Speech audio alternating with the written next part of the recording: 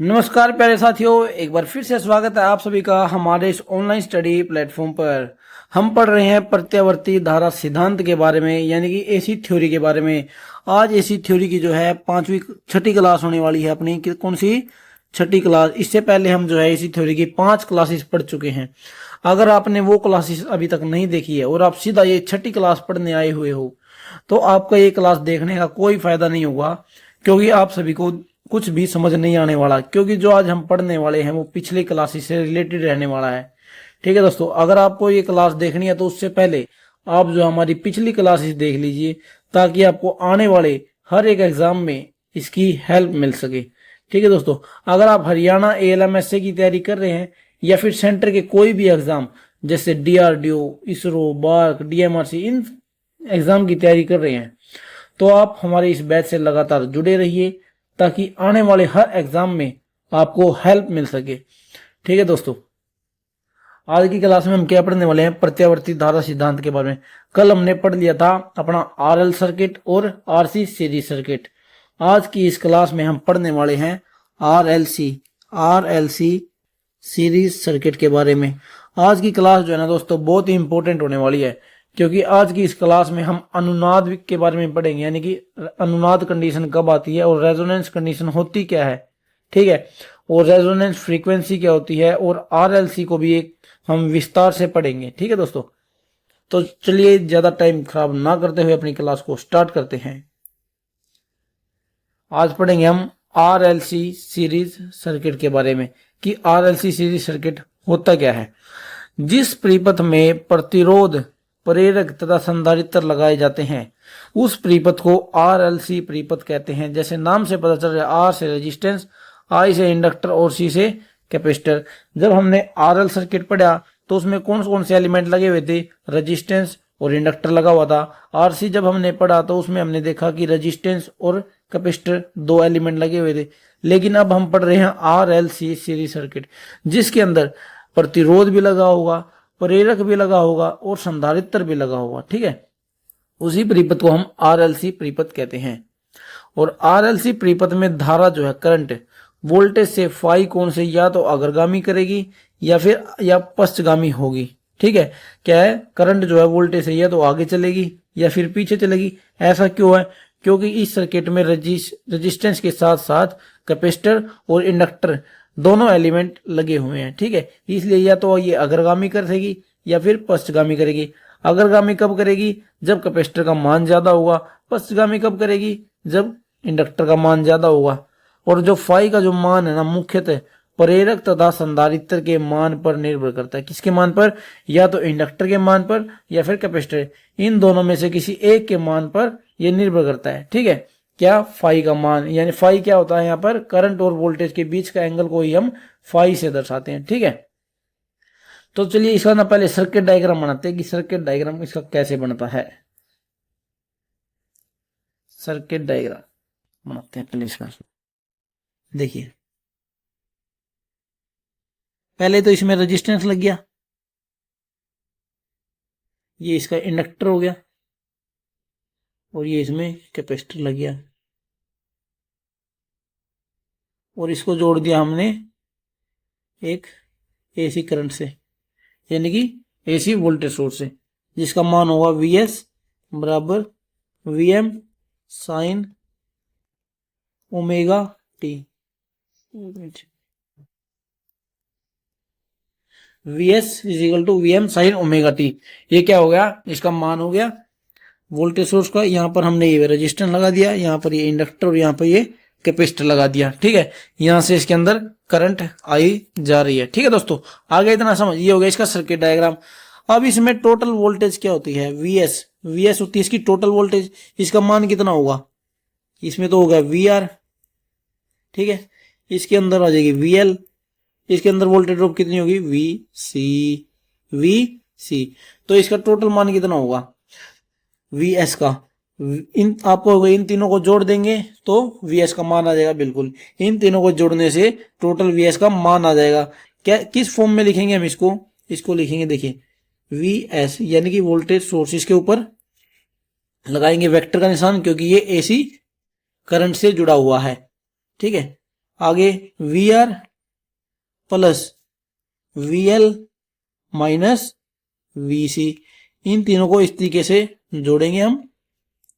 ठीक है, तो क्या आ जाएगी, टोटल वी एस निकल कर आ जाएगी। क्या आ जाएगी, टोटल वी एस निकल कर आ जाएगी। ठीक है दोस्तों, इतना आ गया समझ आपको। जो यहाँ पर वी एल माइनस वी सी करना पड़ेगा, जब भी हम टोटल वोल्टेज को निकाल सकते हैं। वी एल माइनस वी सी को करना पड़ेगा यहाँ पर। ठीक है दोस्तों, और जो ये सर्किट है ना, इस सर्किट की जो है 3 कंडीशन होती हैं। कितनी, 3 कंडीशन होती है। देखिए पहली कंडीशन कौन सी होती है, देखिए पहली इसमें जो है, या तो एक्सल का मान, एक मिनट आपको इससे पहले एक चीज और समझाना चाहूंगा। जब भी ना हम एसी करंट को इंडक्टर में और कैपेसिटर में देते हैं, तो हम जो है इंडक्टर को एक्सएल लिख सकते हैं और कैपेसिटर को एक्स सी लिख सकते हैं, क्योंकि हम यहाँ पर कंपेयर किसके साथ कर रहे हैं, रेजिस्टेंस की। और रेजिस्टेंस किसके साथ संबंध रखता है, प्रतिघात के साथ। किसके साथ, प्रतिघात के साथ। इसलिए जब भी हम एसी करंट से हम सप्लाई करेंगे इंडक्टर के अंदर और कैपेसिटर के अंदर, तो हम जो है इंडक्टर को एक्सएल और कैपेसिटर को जो है एक्स सी कह सकते हैं। क्यों, क्योंकि हम कंपेयर कर रहे हैं यहाँ पर रेजिस्टेंस के साथ, क्योंकि सर्किट में लगा हुआ है रेजिस्टेंस।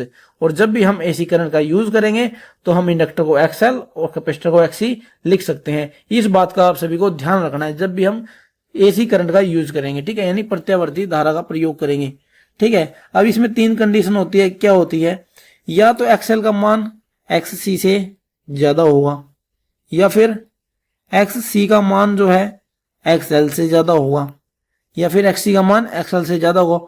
और तीसरी कंडीशन कौन सी होती है, तीसरी कंडीशन है एक्स सी का मान जो है एक्सएल के बराबर होगा। या तीसरी कंडीशन, एक्सएल का मान एक्ससी के बराबर होगा। पहली कंडीशन क्या है, या तो एक्सएल का मान एक्ससी से ज्यादा, या फिर दूसरे में एक्ससी का मान एक्सएल से ज्यादा। और तीसरी कंडीशन है एक्ससी और एक्सएल का मान दोनों का बराबर होगा। ये 3 कंडीशन हो सकती हैं इसमें। ठीक है दोस्तों, किसमें, आरएलसी सीरीज सर्किट में। अब सबसे पहले हम समझेंगे पहली कंडीशन को। क्या है, जो एक्सएल का मान जो है एक्ससी से ज्यादा है। एक्सएल का मान यहां पर एक्ससी से ज्यादा है। ये देखिए इसका सर्किट डायग्राम बन गया।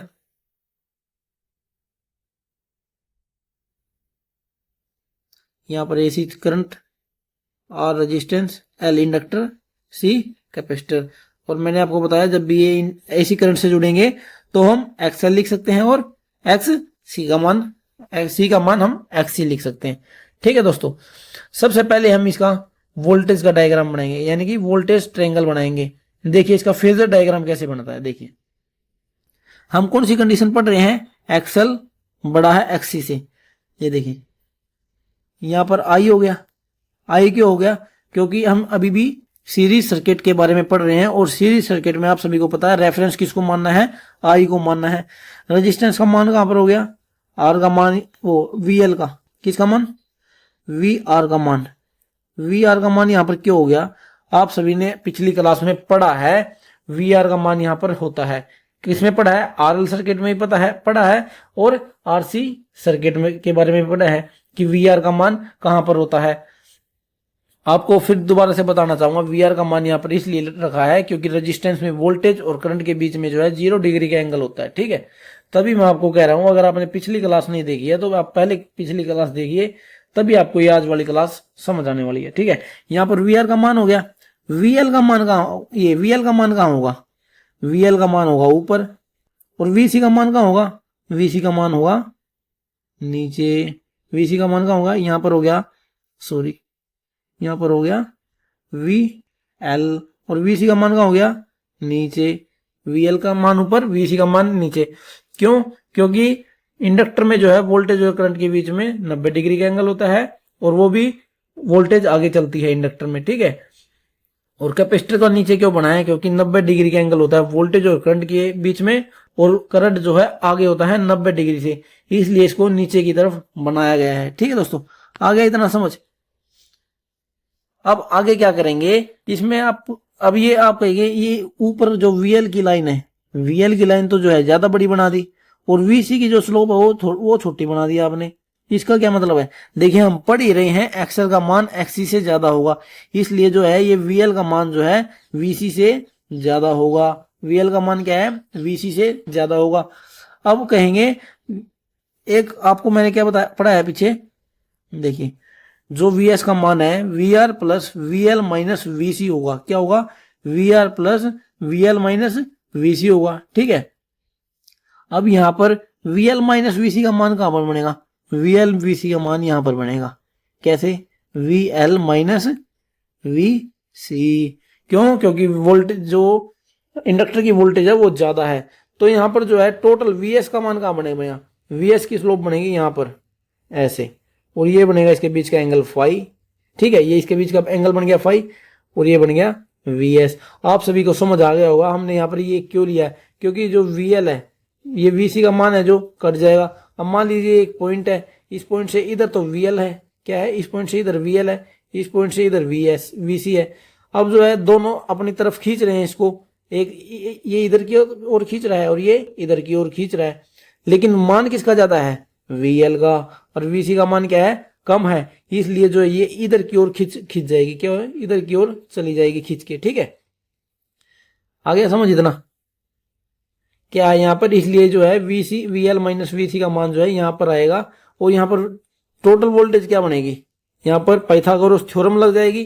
पाइथागोरस थ्योरम आप सभी को पता है, वी एस स्क्वेयर बराबर में V R square plus V L minus V C का whole square, V L minus V C का होल स्क्वेयर। ठीक है दोस्तों, आगे इतना समझ। अब इसको आगे करते हैं। आगे क्या होगा? वी एस बराबर under root of V R square plus V L minus V C का square, V L minus V C का स्क्वेयर। आगे दोस्तों इतना समझ, टोटल वोल्टेज यहां पर निकल के आ गई है V under root of V R square plus V L minus V C का स्क्वेयर। ये कौन सी कंडीशन पढ़ रहे हैं हम? एक्सएल बड़ा है एक्स सी से, एक्सएल बड़ा है एक्स सी से। ये कौन सा ये कौन से फेजर डायग्राम बनाया हमने? ये वोल्टेज ट्रायंगल बनाया है। कौन सा? वोल्टेज ट्रायंगल का फेजर डायग्राम हमने ये बनाया है। ठीक है दोस्तों, अब आगे हम किसका बनाएंगे? आगे हम पढ़ेंगे प्रतिबाधा त्रिभुज, यानी कि इम्पीडेंस, इम्पीडेंस, इम्पीडेंस ट्रायंगल के बारे में पढ़ेंगे। मैंने आपको आरएल सर्किट के बारे आरएल जब हम पढ़ रहे थे, आरएल सर्किट में आप सभी को जेड का मान क्या बताया था? जेड का मान मैंने बताया था आपको आर प्लस जे एक्सएल, और आरसी में क्या पढ़ाया था? आरसी में जेड का मान आर प्लस जे एक्स सी। जे क्या है? यहाँ पर काल्पनिक भाग को दर्शा रहा है। ठीक है, ये पढ़ा था हमने किसमें? आरएल और आरसी सीरीज सर्किट में।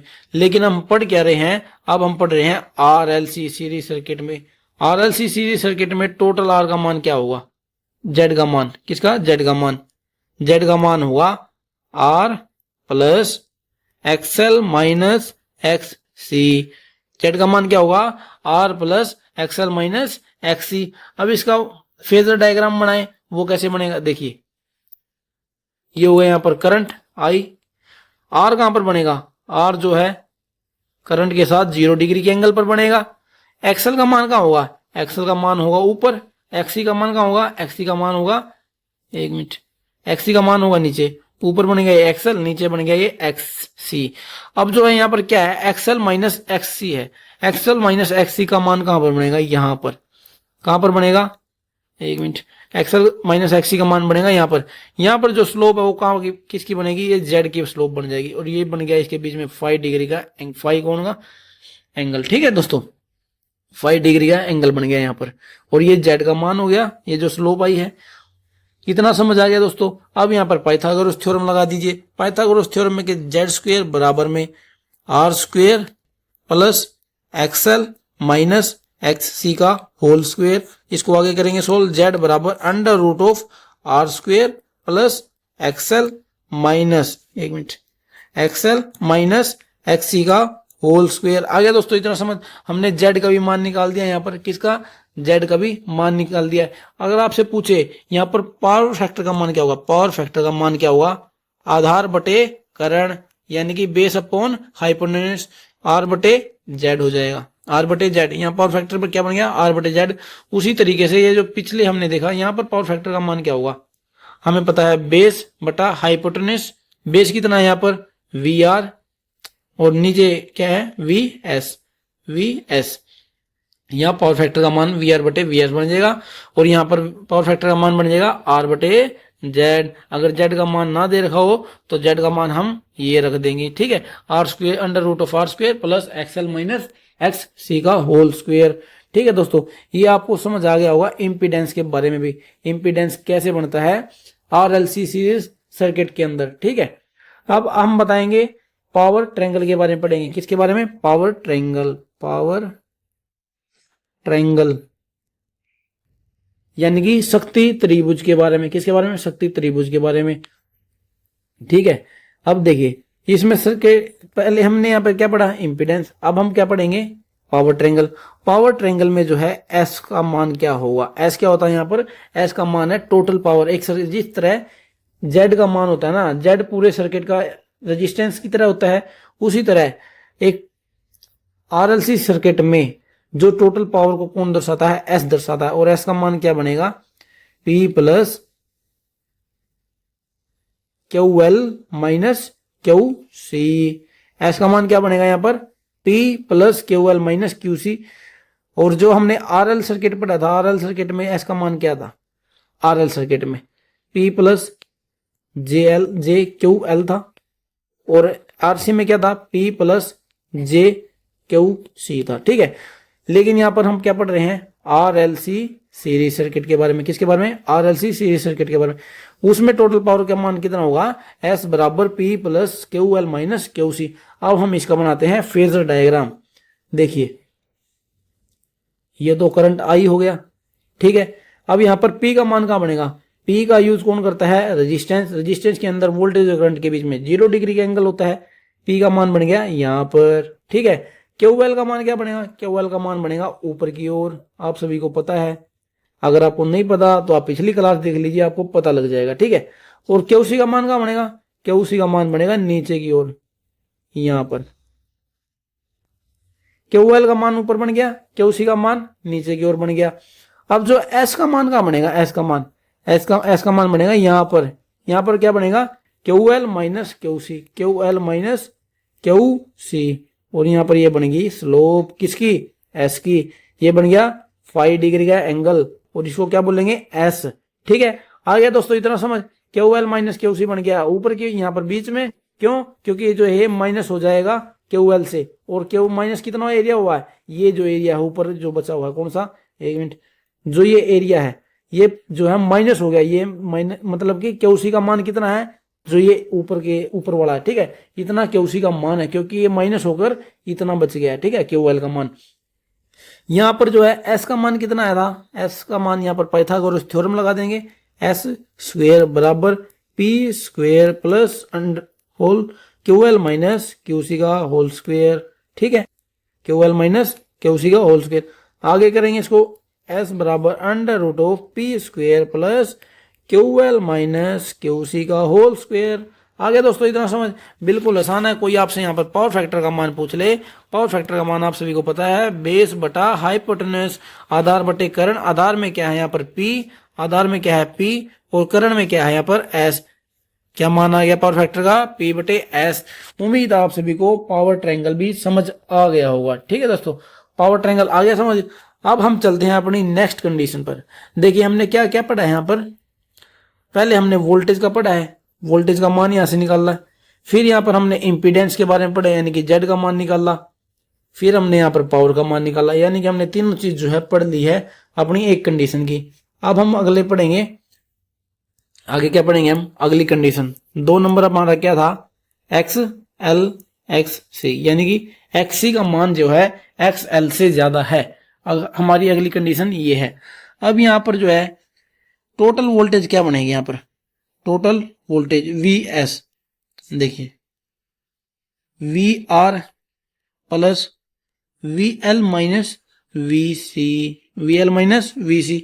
ऊपर लग जाएगा वेक्टर का साइन, ऊपर लग जाएगा वेक्टर का साइन। अब आप कहेंगे सर यहां पर तो जो है एक्स सी का मान ज्यादा है, फिर भी आपने पहले वी एल क्यों लिखा है? वी सी क्यों नहीं लिखा? V C minus V L क्यों नहीं लिखा? हम लिख सकते हैं, क्या? हम बिल्कुल लिख सकते हैं। क्या लिख सकते हैं? V R plus V C minus V L भी लिख सकते हैं।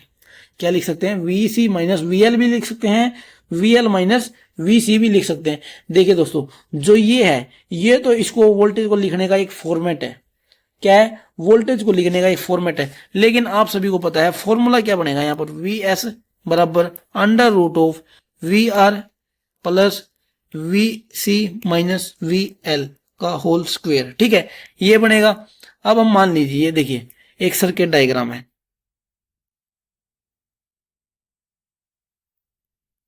ये देखिए ये सर्किट डायग्राम है। यहां पर रेजिस्टेंस का मान 6 दे दिया और इंडक्टर का मान दे दिया यहाँ पर 6 और कैपेसिटर का मान कितना दे दिया, 3 दे दिया। अब हमें देखिए फॉर्मूला हम सभी को पता है, हम उसमें VS में लगाएंगे टोटल वोल्टेज निकालने के लिए, अंडर रूट ऑफ 6 का स्क्वायर प्लस हमने कौन सी कंडीशन पढ़ी, एक्सएल माइनस एक्सी। एक्सएल में क्या था, पहले एक्सएल का मान आया 6 माइनस 3 का होल स्क्वायर। अब हम इसे करेंगे, यहाँ 6 का स्क्वायर बच गया, अंदर से क्या निकला, 3 का स्क्वायर, 3 का स्क्वायर। ठीक है, पॉजिटिव में आया 3 का स्क्वायर, 3 3 9 बन जाएगा यहाँ पर। लेकिन अगर हम जो है यहां पर देखिए इंडक्टर का मान रख दे 3 और कैपेसिटर का मान रख दे 6। इंडक्टर का मान क्या रख दिया, 3 और कैपेसिटर का मान क्या रख दिया, 6 रख दिया। अब हम यहाँ पर टोटल वोल्टेज निकालते हैं, VS बराबर अंडर रूट ऑफ R का स्क्वायर कितना है, 6 का स्क्वायर, R कितना है, 6 का स्क्वायर बन गया। अब हम क्या रख सकते हैं, हम VL माइनस VC भी रख के देखते हैं। VL का माइनस कितना है, 3 और VC का मान क्या है, 6 का होल स्क्वायर। ठीक है, अब देखिए क्या होने वाला है यहाँ पर, VS बराबर 6 का स्क्वायर प्लस, अब जो यहाँ पर कितना बनेगा, माइनस 3 का स्क्वायर। अगर हम माइनस 3 के स्क्वायर कर देंगे तो ये क्या है, प्लस 3 बन जाएगा। ठीक है, क्योंकि माइनस माइनस जो है प्लस होता है, माइनस का स्क्वायर जो है प्लस बन जाएगा। ठीक है, इतना आ गया समझ आप सभी को कि जो है हम यहाँ पर चाहे तो हम VL लिखे, VL माइनस VC लिखे, या फिर हम VC माइनस VL लिखे, एक ही बात है। चाहे हम XL बड़ा है XC से वो कंडीशन पढ़ रहे हैं, या फिर XC बड़ा है XL से, चाहे हम वो कंडीशन पढ़ रहे हैं, हम VL माइनस VC भी लिख सकते हैं और VC माइनस VL भी लिख सकते हैं। ठीक है दोस्तों, अब हम इसमें सबसे पहले वोल्टेज ट्रायंगल को बनाने की कोशिश करते हैं। देखिए क्या पढ़ रहे हैं, XC बड़ा है XL से, XC बड़ा है XL से, हम क्या बनाएंगे यहाँ पर, VS का मान, VS का मान क्या होता है, VR plus VC minus VL का ऊपर लग गए इनके वेक्टर। क्यों, क्योंकि इसमें AC करंट का यूज किया जा रहा है। ठीक है, अब इसका बनाते हैं फेजर डायग्राम। देखिए यहां पर तो आ गया करंट I, क्या आ गया, करंट I। VR क्या बनेगा, VR भी यहीं पर बनेगा। ठीक है, क्यों, वो रेजिस्टेंस के अंदर वोल्टेज और करंट के अंदर 0 डिग्री का एंगल होता है। अब VC कहाँ बनेगा, VC आप सभी को पता है नीचे की ओर बनता है, कहाँ पर, नीचे की ओर बनता है। क्या बन गया यहाँ पर, VC। अब VL जो है कम है इसलिए इसकी स्लोप जो है छोटी बनेगी। VL बनता कहाँ पर है, ऊपर की ओर बनता है, यहाँ पर बन गया VL, नीचे बन गया VC। ठीक है, अब जो है VL माइनस VC अगर हम करेंगे तो इसका मान कहां पर आएगा, VL माइनस VC जो करेंगे हम उसका मान आ जाएगा यहाँ पर, कहां पर आ जाएगा, यहाँ पर आ जाएगा। किसका मान, VC माइनस VL का मान, VC माइनस VL का मान कहां पर, इस स्लोप पर आ जाएगा। तो अब जो है VS की स्लोप कहां बनेगी, VS की स्लोप बनेगी यहाँ पर, कहां पर, यहाँ पर। अब जो इसके बीच में बन गया, ये बन गया 5 डिग्री का एंगल, 5 डिग्री का एंगल बन गया। ठीक है, यानी कि वोल्टेज और करंट के बीच का एंगल क्या बन गया, ये वाला, वोल्टेज और करंट के बीच का एंगल ये वाला बन गया। और VC माइनस VL का मान ये है, तो VS कहां पर आ जाएगा, VS का मान आ जाएगा यहाँ पर, VS का मान आ जाएगा यहाँ पर। और बस पाइथागोरस आपको थ्योरम लगानी है, VS बराबर अंडर रूट ऑफ VR का square plus VC minus VL का स्क्वायर। ठीक है, यहाँ पर क्या है, ये वोल्टेज ट्रायंगल बन गया। आप सभी को फेजर डायग्राम इसका समझ आ गया होगा। अब हम बनाएंगे इसका इम्पीडेंस का ट्रायंगल। इम्पीडेंस क्या है, Z बराबर R plus XC minus XL। ठीक है, इसका फेजर डायग्राम बनाते हैं। यहाँ पर हो गया करंट I, ठीक है, और R का बनेगा, R बनेगा इसी के साथ में। XC का मान कहाँ पर बनेगा, यहाँ पर हमने किसका बनाया है, VC का, यहाँ पर हम किसका बनाएगा, XC का। XC का नीचे की ओर बनेगा, आप सभी को पता है एक्सेल का काम बनेगा ऊपर की ओर। ऊपर क्यों बन रहा है? क्योंकि ये जो वोल्टेज है ना, वोल्टेज मान लीजिए ये वोल्टेज है, ठीक है, वोल्टेज आगे चलती है इसमें 90 डिग्री एक्सेल में, इसलिए हम ऊपर की ओर बना रहे हैं। और इसका एक्सी का नीचे क्यों बना रहे हैं? क्योंकि मान लीजिए ये वोल्टेज है, वोल्टेज जो है पीछे है, और जब भी हम पीछे आगे देखते हैं वो एंटी क्लॉकवाइज के हिसाब से देखें। जैसे एक्सेल जो है यहाँ पर आ गया, एक्सी जो है इसके पीछे पीछे आएगा करंट, ठीक है, करंट जो है वोल्टेज के पीछे पीछे आ रहा है, यहाँ पर जो है वोल्टेज जो है करंट के पीछे पीछे आ रहा है, ठीक है। इस तरीके से हम इसके समझ सकते हैं, ठीक है, ये आपको समझाया मैंने। अब क्या है, यहाँ नीचे वीसी बन गया, एक्सी बन गया, एक्सी माइनस एक्सएल का मान क्या बनेगा, कहाँ बनेगा ये देखिए, एक्स सी माइनस एक्सएल का मान बनेगा यहाँ पर, इस जगह पर किसका मान बनेगा, एक्स सी माइनस एक्सएल का मान इस जगह पर बनेगा। तो यहाँ पर जेड का स्लोप आएगी, जेड की स्लोप आएगी यहाँ पर, और यहाँ पर बन जाएगा 5 डिग्री का एंगल, जिसे हम वोल्टेज और करंट के बीच के एंगल से दर्शाते हैं। और ये हो गया जेड का मान, कुछ नहीं करना, यहाँ पर बस पाइथागोरस थ्योरम लगा दीजिए, जेड स्क्वेयर बराबर under root of R square plus X L minus X C का होल स्क्वेयर, ठीक है।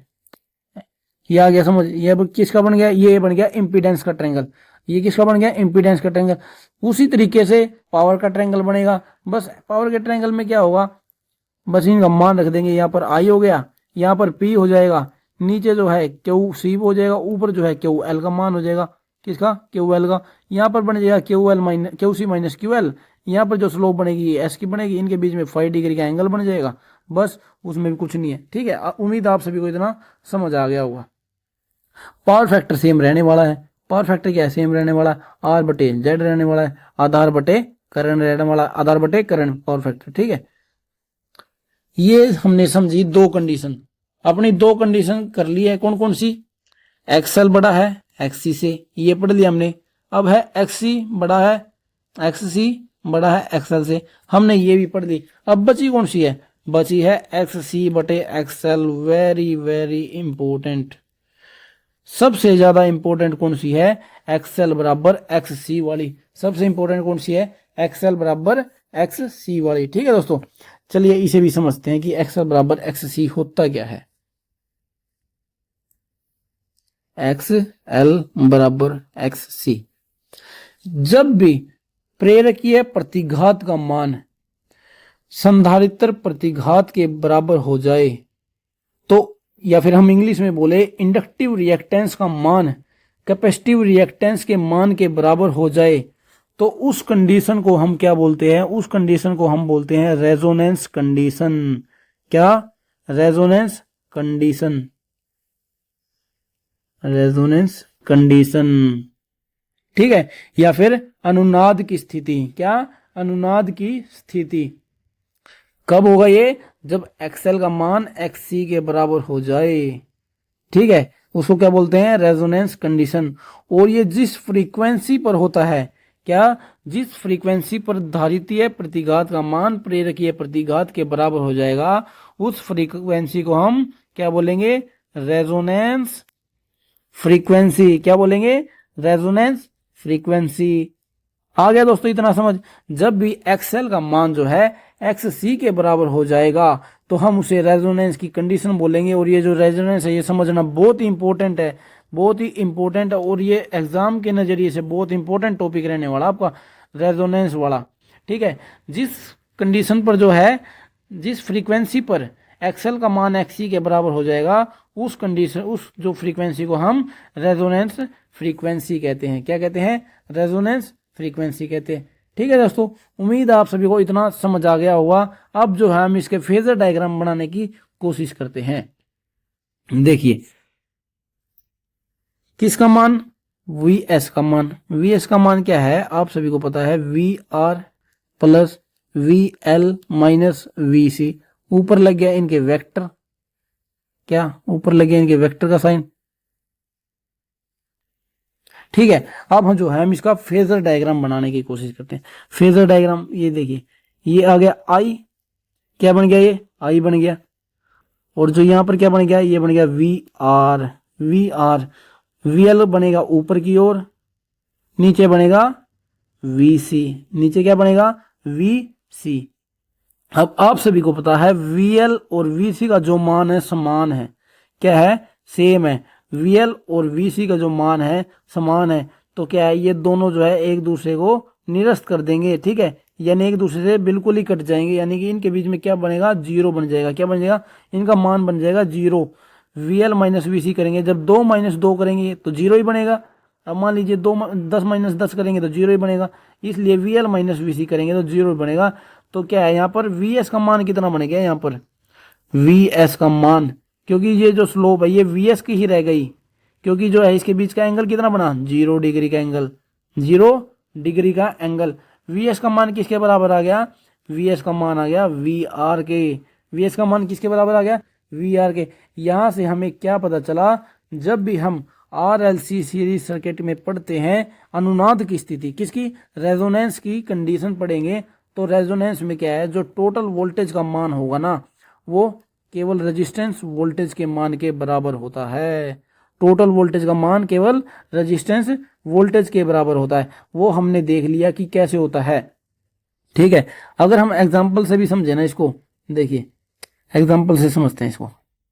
मान लीजिए ये रेजिस्टेंस हो गया, ये इंडक्टर और ये कैपेसिटर हो गया। एक मिनट,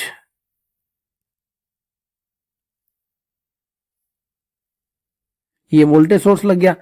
अब क्या है, यहां पर तो दे दिया 6, रेजिस्टेंस में कितनी वोल्टेज दे दी, रेजिस्टेंस की वोल्टेज ड्रॉप दे दी 6, और 3 दे दी जो है इंडक्टर की, और 3 ही दे दी कैपेसिटर की। 3 क्यों दी है, क्योंकि यहाँ पर VL का मान जो है VC के बराबर है, VL का मान जो है VC के बराबर है। अगर हम यहाँ पर VS का फॉर्मूला रखें, under root of R square, 6 का square, plus VL minus VC, VL कितना 3 क्या 3, माइनस VC कितना है 3, इनका स्क्वेयर कर देंगे।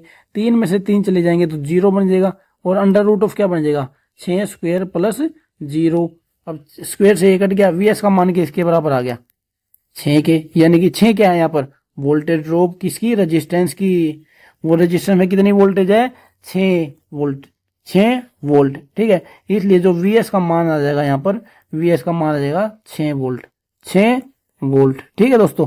आगे इतना समझ, हमने एग्जांपल से भी समझ लिया है इसको, कि जो RLC सीरीज सर्किट है, और जब कंडीशन जब हो RL बराबर XC की, तो वहां पर VS का मान जो है VR के बराबर होता है। VS का मान जो है VR के बराबर हो सकता है, होता है, ठीक है। उसी तरीके से अगर हम जो है इंपीडेंस का मान निकालें, इंपीडेंस का मान होता है R plus XL minus XC, ठीक है। अगर हम यहां से बनाए फेजर डायग्राम, ये बन गया इसका I का, किसका बन गया, I का। R कहां पर बनेगा, R बनेगा यहां पर। XL कहां बनेगा, ऊपर की ओर, XC बनेगा नीचे की ओर, ठीक है। ये हो गया XL, ये हो गया XC। अब आप सभी को पता है XL और XC का मान जो है बराबर है, ठीक है।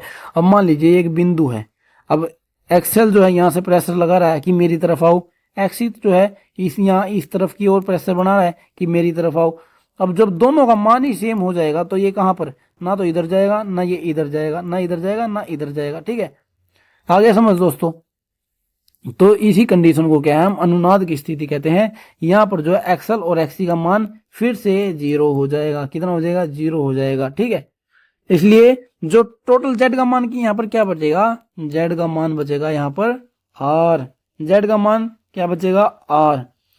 अब जो मेन टॉपिक है ना, जो मेन चीज है वो समझाऊंगा, पावर फैक्टर। क्या है, पावर फैक्टर। पावर फैक्टर का मान यहाँ पर क्या होगा, पावर फैक्टर का मान आप सभी को पता है R बटे Z होता है, R बटे Z होता है। और Z का मान क्या है, यहाँ पर R है। अगर हम Z की जगह R लिख दे तो कोई गलत नहीं होगा, R बटे R हो जाएगा। और यहाँ पर पावर फैक्टर का मान कितना आ जाएगा, 1। पावर फैक्टर का मान कितना आ गया, यूनिटी। क्या आ गया पावर फैक्टर का मान, यूनिटी। पावर फैक्टर का मान क्या आ गया, यूनिटी, ठीक है। उसी तरीके से अगर हम यहाँ पर भी निकालेंगे ना वोल्टेज वाले में पावर फैक्टर का मान, आपको पता है पावर फैक्टर का मान होता है VR बटे VS। अब यहाँ पर VS का मान तो है VR के बराबर, अब VR बटा में VS का मान रख देंगे VR। यहाँ पर पावर फैक्टर का मान क्या आ जाएगा, 1, यानी कि यूनिटी।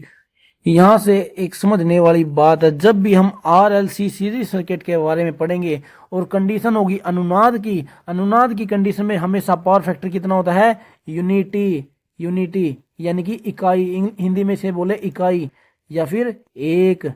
ठीक है, पावर फैक्टर कितना होगा, इकाई होगा यानी कि एक होगा। कब, अनुनाद की स्थिति में। जब भी सवाल में आ जाए कि अनुनाद की स्थिति में पावर फैक्टर का मान कितना होता है, तो आपको हमेशा याद रखना है इकाई यानी कि यूनिटी होता है। ठीक है दोस्तों, हमने क्या पढ़ा, हमने पढ़ा इम्पीडेंस का। अगर हम पावर की बात करें, पावर का मान क्या होता है, P बराबर S बराबर P plus QL minus QL minus QC। ठीक है, अब अगर हम इसका फेजर डायग्राम बनाए, यहाँ पर क्या आई हो गया, P का मान कहाँ पर होगा, यहाँ पर। क्यों, क्योंकि पावर को, जो एक्टिव पावर है उसका यूज करता है रेजिस्टेंस, और रेजिस्टेंस के अंदर वोल्टेज और करंट के बीच में 0 डिग्री का एंगल होता है। QL का मान हो गया ऊपर की ओर, QC का मान हो गया नीचे की ओर। दो QL और QC का मान जो है सेम है, तो ये क्या है, एक दूसरे की शक्ति को निरस्त कर देंगे। तो यहाँ पर QL माइनस QC का मान आ गया 0। तो यहाँ पर जो है S का मान किसके बराबर है गया, P के बराबर।